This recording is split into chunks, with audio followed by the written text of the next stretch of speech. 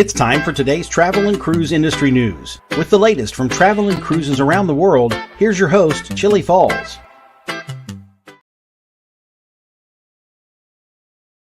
Good morning and welcome to the Travel and Cruise Industry News Podcast. On this, the 25th day of August, 2023, coming to you from Glacier Bay National Park in Alaska. This is a kind of an exciting day for me today. Number one, it was a pretty lousy news day, so I didn't have to spend near as much time, writing the show this morning. So I got to come up here and actually sit and look out the window, for a little more time today. I have seen a little bit of wildlife. I've seen one whale so far. I've seen a couple sea otters.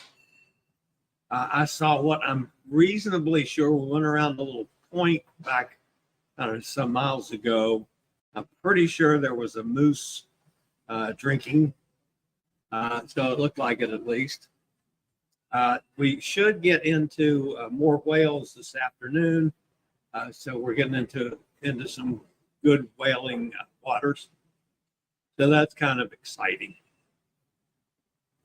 Do have a couple stories this morning. We, of course, still have to look at the weather. That's getting depressing. But it does look like now we're not going to end up with two hurricanes at the same time in the Atlantic. There's a good chance we'll see one this weekend, though. We'll talk about that. And one of the most depressing stories I've ever written on is we're going into chocolate chip Cookiegate. Oh, that's the main story today. And I'm going to talk a little bit about Glacier Bay National Park. That and lots more here at 11 o'clock this morning. And of course, it's Eastern Daylight Time. I'm sure as hell at 11 o'clock here, I'll tell you that. It's like 7 a.m. here. So, I've been up since 2. All right, if you're listening before I get to that, today's National Banana Split Day. You know what, folks? Go out and have a banana split, especially you guys down in the hot areas. Banana split's not going to go so well in Alaska, but I might find one anyway. But go have a banana split today for me. If you're listening by the podcast, welcome aboard. You can always access the podcast via my blog, which is accessadventure.net, or wherever you get your podcast from. Just search for Travel and Cruise Industry News, and up pops the Fat Travel Guy. So anytime you're listening to your podcast and want to hop over for the video feed to look at pictures or clips or interviews that I might be using on that day's show, there's always a link in the description of the podcast. So you can do just that. Just click it and hop over to the video feed. You can always hop back to your podcast. So, all right. Kenneth and Robin, I did hear from Robin last night, this morning. They're in Puerto Vallarta today, actually. But Kenneth, interestingly enough, got one of those specialty desserts. He's got their Princess Plus or whatever it is. But he got one of the specialty desserts that came with the package. Look at that puppy. Kenneth probably gained 10 pounds already on this cruise. Of course, they're on the Emerald Princess. They're selling from Los Angeles to the Panama Canal and then all the way up to New York. It's quite a cruise. But they sent some pictures from on the Emerald Princess. This was actually a kid's track of some type. Robin said she hadn't seen any kids on it. As a matter of fact, there's only like 6 on the whole boat. So that's good. They were in Mazatlan, and it was a little toasty. 91 degrees. It felt like 108. I don't know if any of you have ever been to Mazatlan before. It gets hot there. This was, let's see, that was the sunset. And then they got up for the sunrise. There was the sunrise the next morning. There's a golf course, of course, on the ship. And this, folks, it's not just necessarily a picture of a bathroom, but Robin said that they checked out the accessible bathrooms and they were all just like this, which of course that gives you, that's a transfer station if somebody's in a chair so they can transfer to the toilet. But that's in the accessible restrooms. And they do a really good job on the Emerald Princess as far as accessibility issues go. And they're on an aft balcony. So this was a look out the back balcony window toward the balcony from their cabin. So in an aft balcony on the Emerald Princess. So that's Kenneth and Robin as they're heading toward New York. Of course, they got to go through the canal yet. Be interesting to see how the traffic jam is in the canal. If we've gotten any of that cleared up. All right, we've got to take a look at some weather here this morning. This is out in the Atlantic. We'll start off today looking at Franklin. Franklin is holding steady, but forecast to strengthen this weekend. Currently, Franklin's about 215 miles east-northeast of Grand Turk, which puts her about 690 miles south-southwest of Bermuda. Maximum sustained winds of 60. Present movement is east-northeast at 6 miles an hour. The pressure is right at 1,000 and dropping. Gradual strengthening is forecast, and Franklin will likely become a hurricane tomorrow or Sunday. Then in the Northwest Caribbean Sea and the eastern Gulf of Mexico, a broad area of low pressure over the northwestern Caribbean Sea near the northeastern coast of Honduras is producing disorganized shower and thunderstorm activity. Environmental conditions appear conducive for gradual development of the system during the next several days. Tropical depression is likely to form late this weekend or early next week, while moving generally northward over the northwestern Caribbean Sea and eastern Gulf of Mexico. Interest in the Yucatan Peninsula of Mexico, western Cuba, and Florida should monitor the progress of the system. Talking about 20% chance of formation over the next 48 hours and 70% over the next 7 days. So that's the first system that could possibly make it to Florida this year. Then in the central subtropic Atlantic, this is the remnants of Emily still hanging on. A trough of low pressure about 950 miles east of Bermuda is producing an elongated area of disorganized showers and thunderstorms. Environmental conditions are becoming less favorable for tropical cyclone formation, and the low is expected to merge with a frontal boundary over the north central Atlantic by Saturday or Sunday. Formation of the next 48 hours is about 30% and 30% over the next 7 days. However, if it does merge with that system, there's a good likelihood that Emily will finally dissipate. Then in the central tropical Atlantic, disorganized showers and thunderstorms continue in association with an area of low pressure located midway between the Cabo Verde Islands and the northern Lesser Antilles. This is what I call the trough. Environmental conditions could become more conducive for development in the next couple of days, and a tropical depression could form by early next week while the system moves generally northwestward toward the central subtropical Atlantic. 20% chance of further formation in the next 48 hours and 50% chance in the next 7 days. All right. Out in the Pacific, things seem to be picking up a little there as well, at least with one of the systems. The Central East Pacific satellite imagery indicates a low pressure system located well south of the southern tip of the Baja California Peninsula, which is gradually becoming better defined.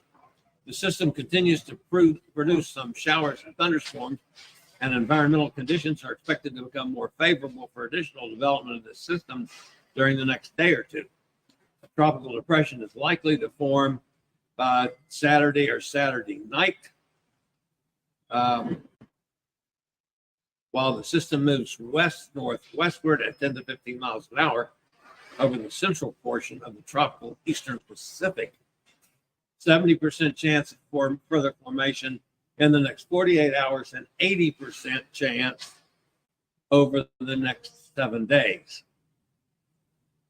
Finally, in the south of southwestern Mexico, a trough of low pressure located several hundred miles south of the southern and southwestern coast of Mexico is producing disorganized shower and thunderstorm activity. Environmental conditions appear marginally conducive for some slow development of the system, and a tropical depression could form during the next couple of days while it moves slowly northwestward or northward toward southwestern Mexico. Interest in southwestern Mexico should monitor the progress of the system. 20% chance of formation in the next 48 hours, 40% chance over the next 7 days. Thankfully, folks, that ends the weather for today. Mercy. All right. I'll be back with the distressing news after a quick break from one of our network sponsors.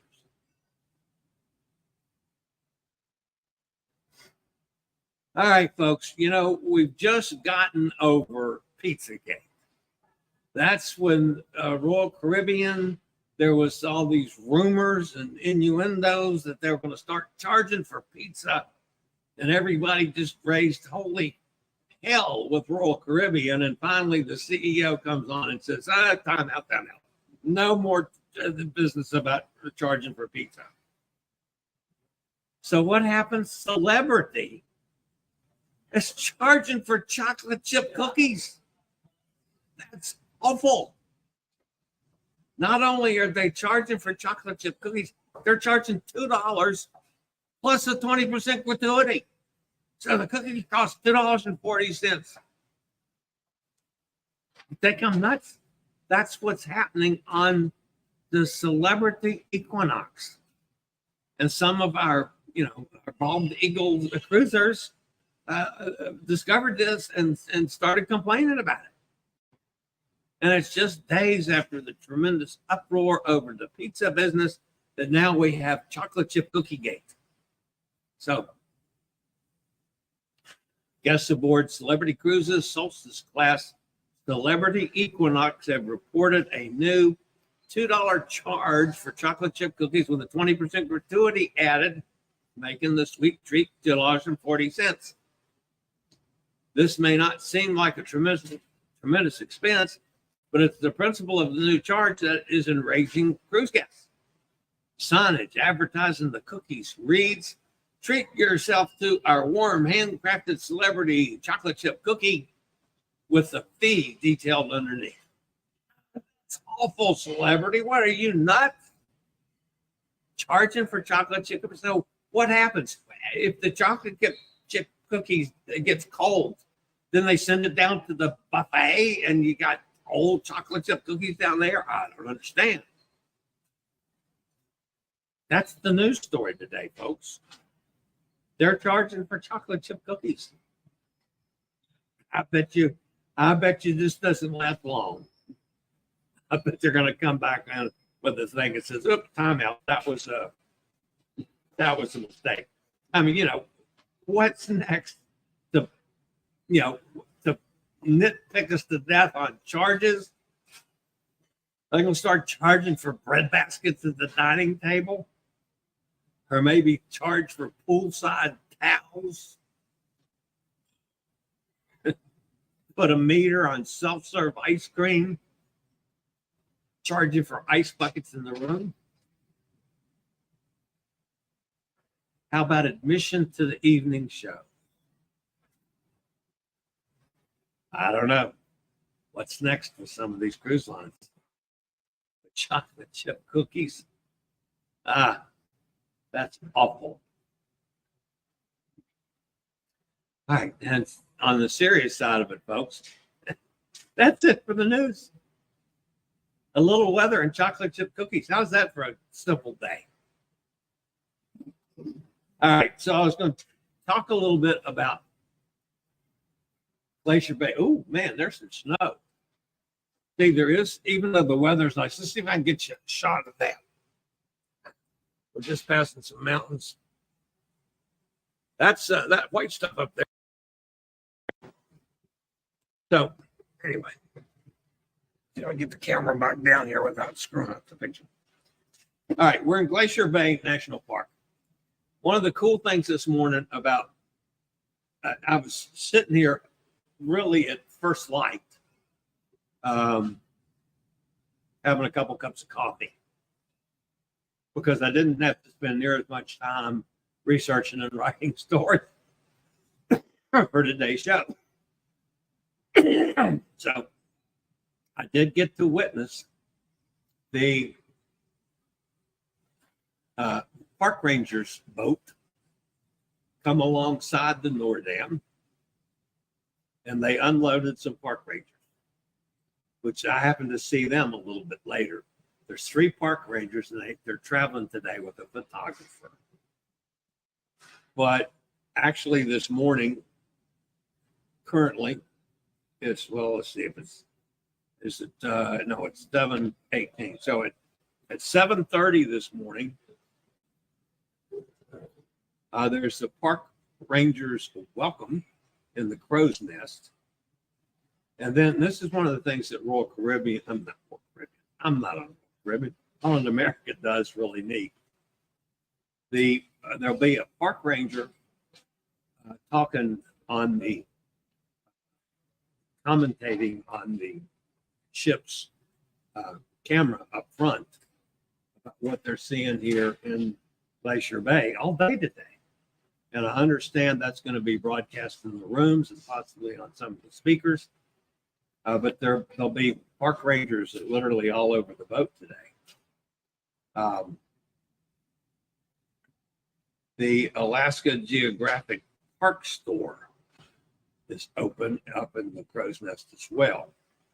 So the scenic narration of Glacier Bay goes until 12:30. So that's kind of neat, I think. We this morning, let's see, that'll be 8 o'clock my time, so about noon your time or Eastern time. We will pass Gloomy Knob, and outside on the outside decks they'll be serving pea soup. Not one of my favorites, but if it's cold enough outside, I might have some to warm up. Let's see, it's 10 o'clock, so that'll be about 2 o'clock this afternoon Eastern time. We arrive at Marjorie Glacier about 3 o'clock at John Hopkins Inlet. We pass about, that'll be about 3:30. We pass through Lumplow Glacier. There's a junior ranger program for the kids. And then the rest of the afternoon, we're actually in a pretty significant marine wildlife watch, where we have a good chance of seeing some sea lions, some whales, and who knows what else we can see as we pass by closer to land. So, I mean, we're sailing strictly today. We don't go ashore, but we're going through the Glacier Bay National Park. So it could be a pretty exciting day for us. The other thing that's kind of interesting today is deck 4 on the front of the ship will be open, so we can get, as long as the weather holds, we can go out there for viewing on the front of the ship, which is also a little interesting. So, just sharing with some of the things going on in the Glacier Bay National Park. And tomorrow we're in one of the glaciers. And then, of course, Sunday we get into Whittier, and I transfer down to Anchorage. All right, let's go see who's in the chat room today. Mike's with us. Good morning, Mike. There's Kenneth. His greetings from Puerto Vallarta. Joanne's with us. Hi, Joanne. Steve's here out in Kentucky. Good morning, Steve. Moose drinking a beer. Actually, the moose was drinking some of this water. It looked like to me. I don't know. Maybe he was getting ready to take a bath. Who knows? It was at a distance. And I don't have binoculars because, I travel light as possible. So I really couldn't zone in on it. And of course, there was anybody around with binoculars at the time. But that's what it pretty much looked like to me. There's Em. Hey, Emily. Good morning to everybody. Gretchen's with us out in Ohio. Hi, Gretchen. Moose drinking a beer. What did I miss? Yeah, well, I saw a moose earlier. We went kind of sailed around a point in the Glacier Bay National Park, and sitting out literally on that point was a pretty good sized moose. So I thought he was having a drink of water, but Joanne suggested he might have been drinking a beer, which is very possible.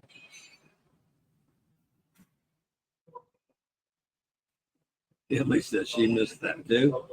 Sounds like a moose of distinction. Absolutely. I'd bring my damn Chips Ahoy. Yeah, I was thinking about that. And I wonder when they're going to not allow us to bring cookies on board or something silly. Anyway, when I saw that this morning, I got upset about it. That's almost as ridiculous as charging for the pizzas. But anyway, that's just my thoughts on it. So I did in Skagway yesterday. I spent most of the day in Nate's office, which was really kind of interesting to see how he operates. And he was dealing with an airline, some kind of a system for an airline in Colombia. He was actually on the phone for a couple of hours. But anyway, sat there, we had ordered some lunch in. But that was kind of interesting. Of course, I'll be sailing with Nate next week. He'll be on the Sapphire Princess. I'll meet him again on Sunday. So I didn't do anything else in Skagway yesterday because I wanted Nate to see my chair. Rather than taking my scooter, I took my chair so he could see what we got to deal with on our excursions up there. And it was a good thing I did because it was probably, it was a couple miles to his office. So, by the time I got back to the ship, it's probably about 5 miles close to it that I rode yesterday. So I have a lot more confidence in the length of time the chair will roll than I do scooters. Although I've never, can't say never. One time I ran out of juice on a scooter and had to get some assistance pushing it to the cabin to get it plugged in, but it doesn't happen very often. But anyway, the chair did fine. So, and Skagway wasn't a bad roll. I mean, there was just one corner that they elevated sidewalks, and one corner didn't have ramps back down to the street to cross. So I had to go, around the corner and down about a half a block to get to a ramp, and then crossed over the street and got on the sidewalk on the other side and came back to that. So it's just one place that I had to go out of my way a little bit. The other intersections all the way through Skagway on the main drag of Skagway, they were fine. I did not make it to the Red Onion Saloon. Of course, you got the Red Dog Saloon in Juneau and the Red Onion Saloon in Skagway.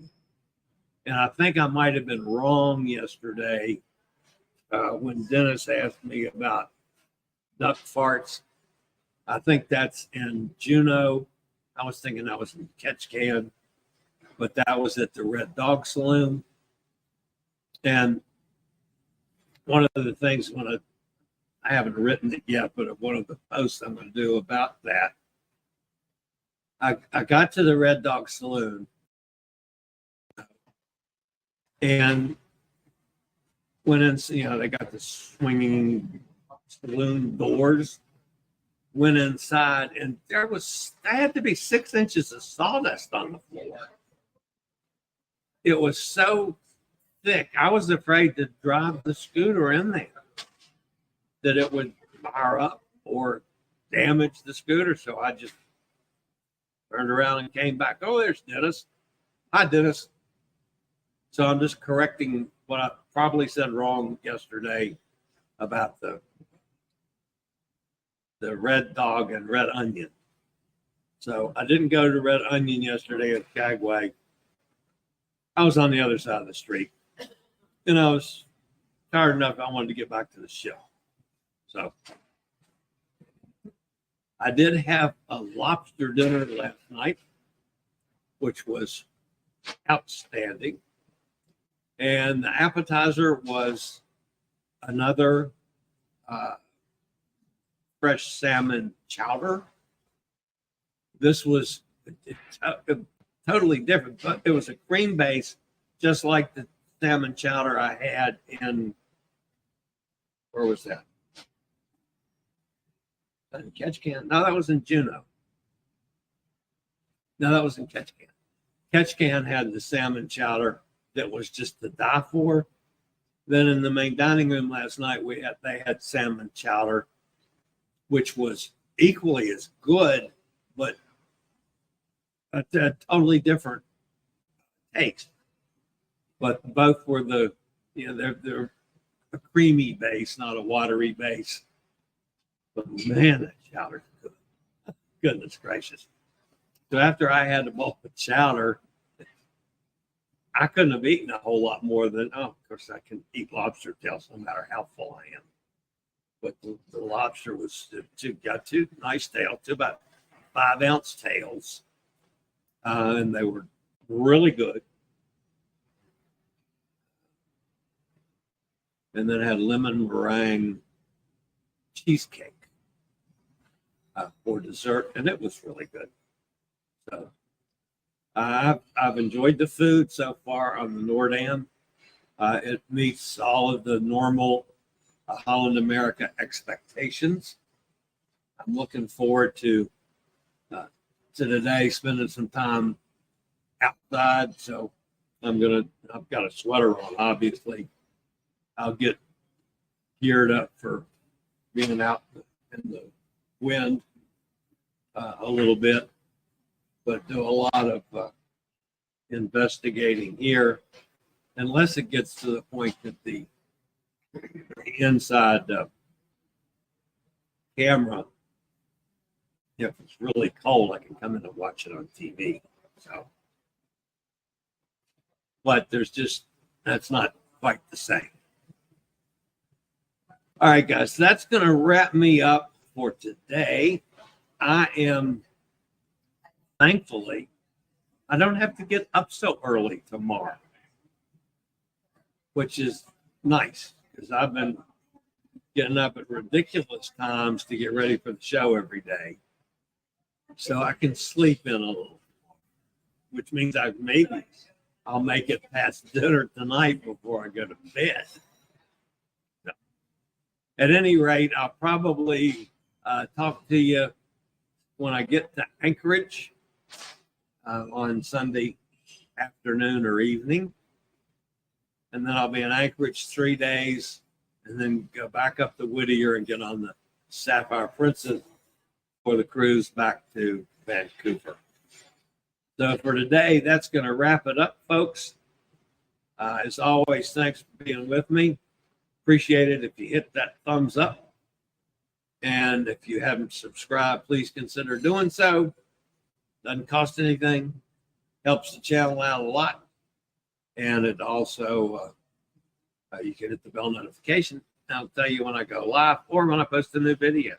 So, all right, guys, that's going to wrap it up for today. You guys have a phenomenal weekend. I know I'm going to. And as always, stay safe, stay healthy. Think about cruising. Hopefully one day soon we'll all get together on the high seas. Have a great weekend, everybody. I'll talk to you soon. Later, y'all. I regularly post videos on all facets of the travel and cruise industry. So if you like to keep up with the latest in cruise ships, ports of call, cruises themselves, Chillie chats, and travel and cruise industry news, just hit the little subscribe button in the lower right-hand corner, hit the bell notification so you'll be notified when a new video is up or we go live.